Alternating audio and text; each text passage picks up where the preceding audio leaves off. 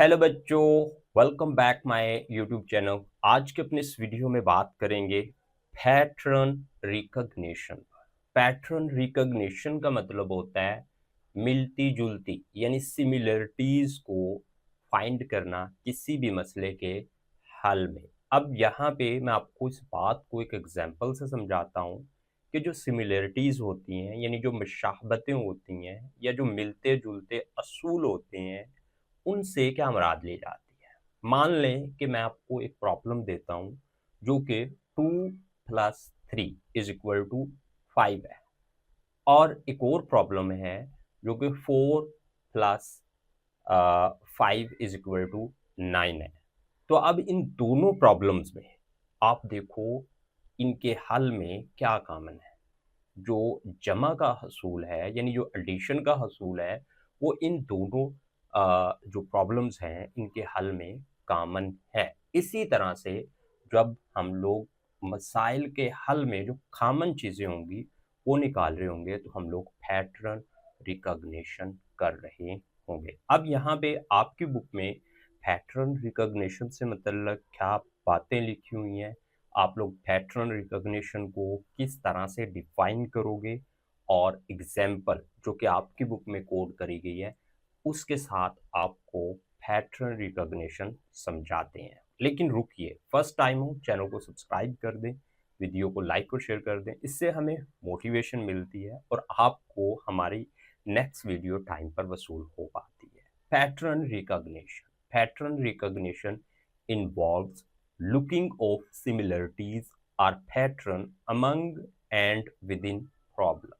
तो लिखा हुआ पैटर्न रिकॉग्निशन जो होती है यानी पैटर्न की जो पहचान होती है उसमें क्या कुछ इन्वॉल्व होता है। उसमें इन्वॉल्व होता है similarities or pattern among within problems, यानी प्रॉब्लम्स के अंदर जो मशाबतें हैं उनको देखना पैटर्न रिकॉग्निशन कहलाता है। आप सिंपल बोल सकते हो कि मसले के हल में मशाबतों को ढूंढना, मुशाबतों को तलाश करना पैटर्न रिकॉग्निशन कहलाता है। For instance, if you notice that you always forget your homework on Monday, आप लोग ये बात नोटिस करते हो कि एवरी मंडे आप अपना होमवर्क जो है वो करना भूल जाते हो। You might recognise a pattern, तो आप लोग इस पैटर्न की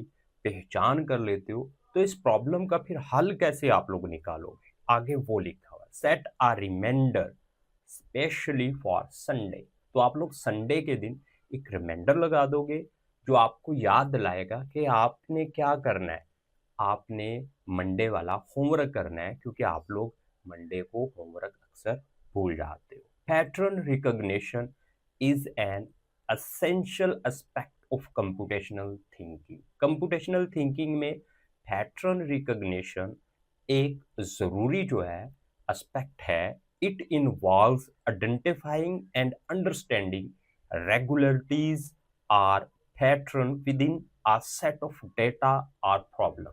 यानी आपके पास सेट ऑफ डाटा है या प्रॉब्लम्स हैं, तो आपने उसमें से आइडेंटिफाई करनी है जो पैटर्न्स हैं यानी जो रेगुलरिटीज हैं यानी जो मशाबतें हैं वो ढूंढनी है। अगर आप लोग वो ढूंढ रहे हो तो आप लोग कंप्यूटेशनल थिंकिंग की जो पैटर्न रिकॉग्निशन वाली स्किल है उसके ऊपर काम कर। Let's consider the example of recognizing pattern in the area of square।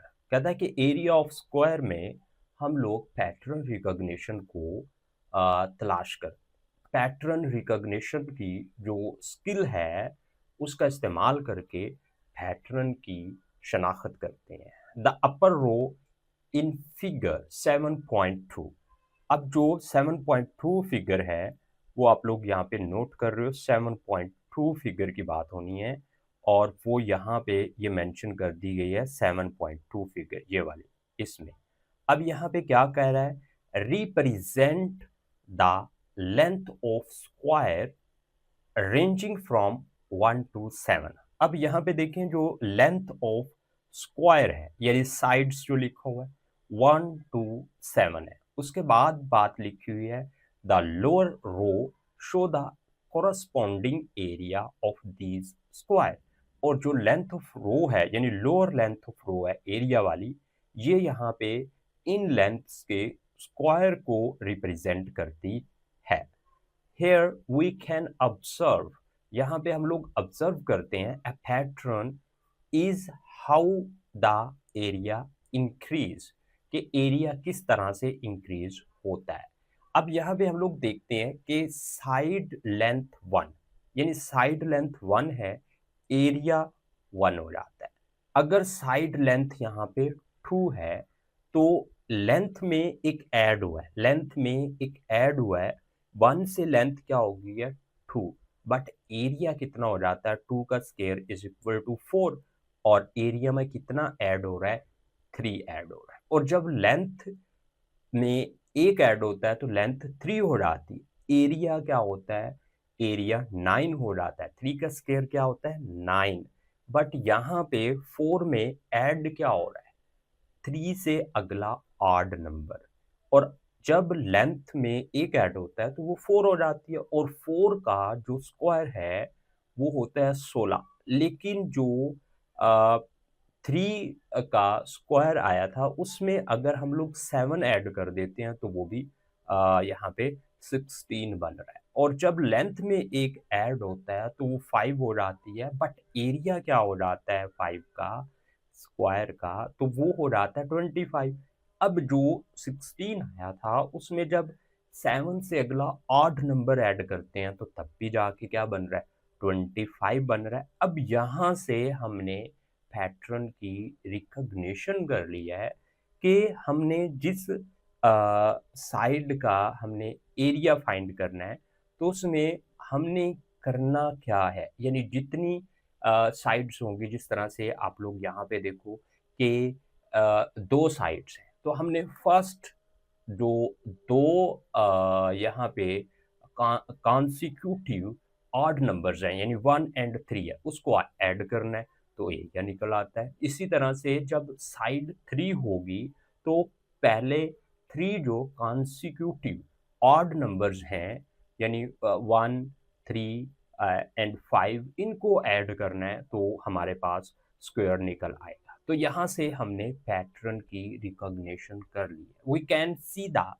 that the area of each square can be calculated by adding consecutive odd numbers, यानी जब हम लोग consecutive odd numbers को ऐड कर रहे हैं तो हमें एरिया मिल रहा है। For example the area of square with a single length of 3 can be found by adding the first 3 odd numbers, यानी अगर लेंथ 3 है तो हम लोग फर्स्ट 3 ऑड नंबर्स को ऐड करेंगे तो उसका एरिया निकल आता है, और अगर लेंथ 5 हुई तो हम लोग फर्स्ट 5 जो ऑड नंबर्स हैं उनको ऐड करेंगे तो एरिया निकल आएगा।